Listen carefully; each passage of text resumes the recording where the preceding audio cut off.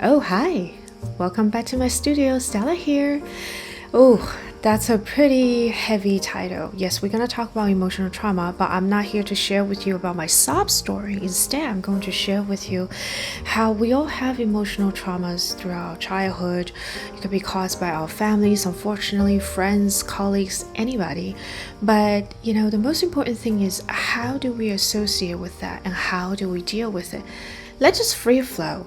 Take a pen and piece of paper or a brush. If you're a writer, you can start journaling with me while listening to me talk and watch me paint. The way I like to structure this is that this is actually a visual meditation. You can also choose not to do anything and just watch and listen. I think as humans, we can all agree that we're very emotional beings and we usually have very knee-jerk emotional reactions to events that are good, bad, ugly, weird, and unfortunately traumatic. There's nothing wrong to experience all these emotions.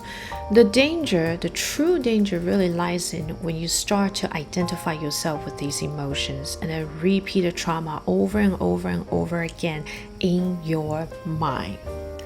When you start to identify with your emotions, you are basically identifying who you are as a human being with a current of constantly shifting and changing emotions that make no sense even to you.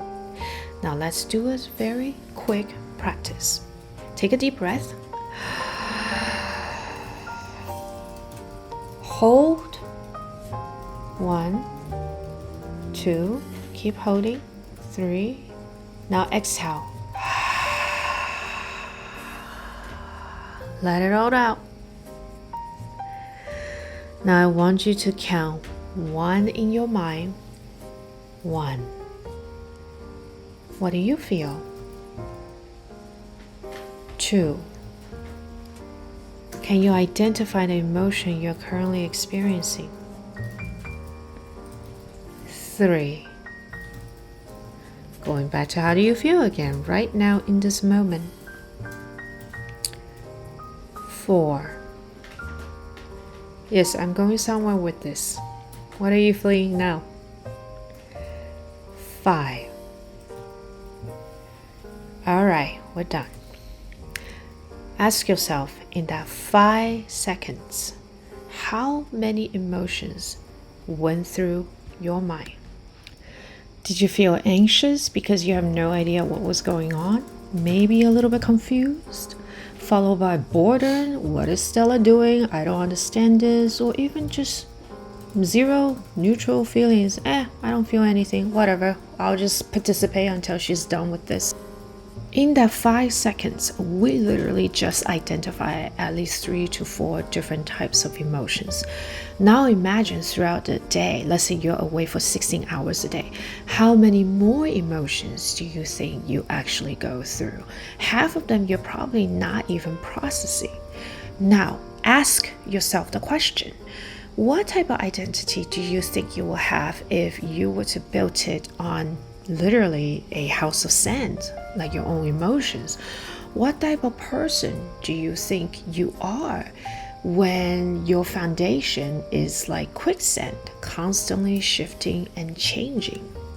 This was the question I learned to ask myself after seeking psychiatric help in cognitive behavioral therapy.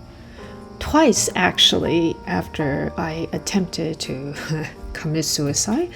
I'm still very uncomfortable to talk about it, but what I will tell you is the first thing I learned is emotional trauma leaves invisible scar to such extent that a lot of the victims, such as myself, had no clue we were abused, and that the way our mind, our identity wraps around our emotions was actually very unhealthy, and that shouldn't even be the case.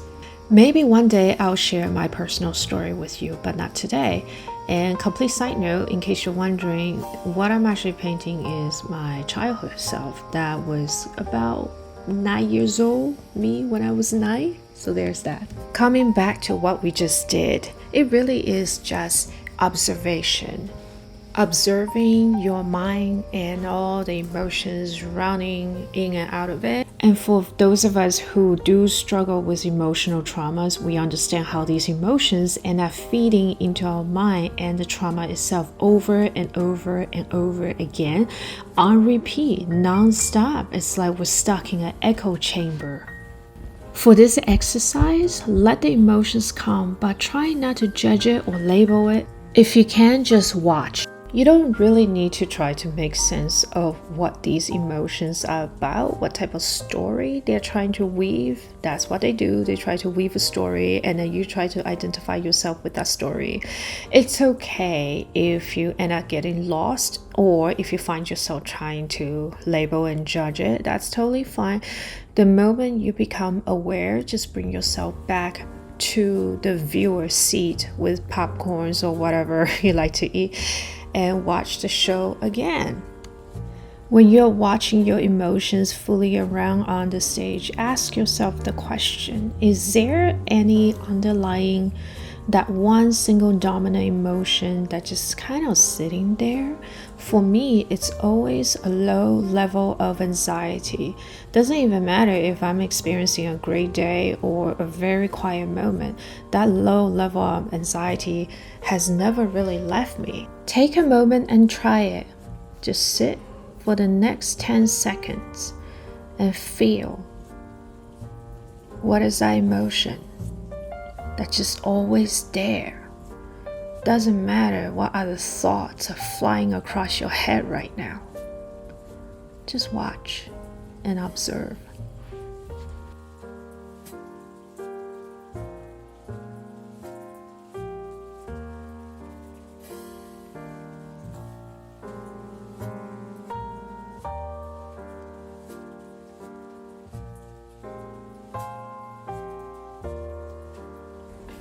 Do you notice anything? Maybe it's a sense of boredom, or even a low-grade anger just simmering there. If you don't feel anything underlying, that's great. If you do, that's totally fine too. But if you do you also find it kind of dipping into your thoughts, agitating your thoughts, amplifying your thoughts? Whoa, what did I just say? I said your emotions sometimes amplify your thoughts, which basically means that your emotions and your thoughts are two different phenomena, one feeding into the other one. You may be having a thought of, I'm very hungry right now, but with no emotion as a support. But what if you do have an underlying emotional, anxiety or anger? That anxiety or anger will feed into the thought of, I feel hungry right now. Next thing you know, you're agitated. You need to eat now. You have no patience. That hunger just, ends up being amplified tenfold. And sometimes it's your thought feeding into your emotion. Like, for instance, when I think about my childhood, I think about this one person treated me this way, or withholding affection, or even locking me up in a room. Just the thought of that feeds into this underlying anxiety I always have. And next thing I know, the anxiety escalates into absolute fear. And a sense of panic starts to rise. So one emotion ends up begetting another emotion because it somehow is supported by just neutral random thoughts that came from my childhood. Now here's the greatest kicker of them all. Who is watching the thoughts and the emotions rising and falling, latching onto one another, pushing the other one out, feeding into each other? Who is that? That's you.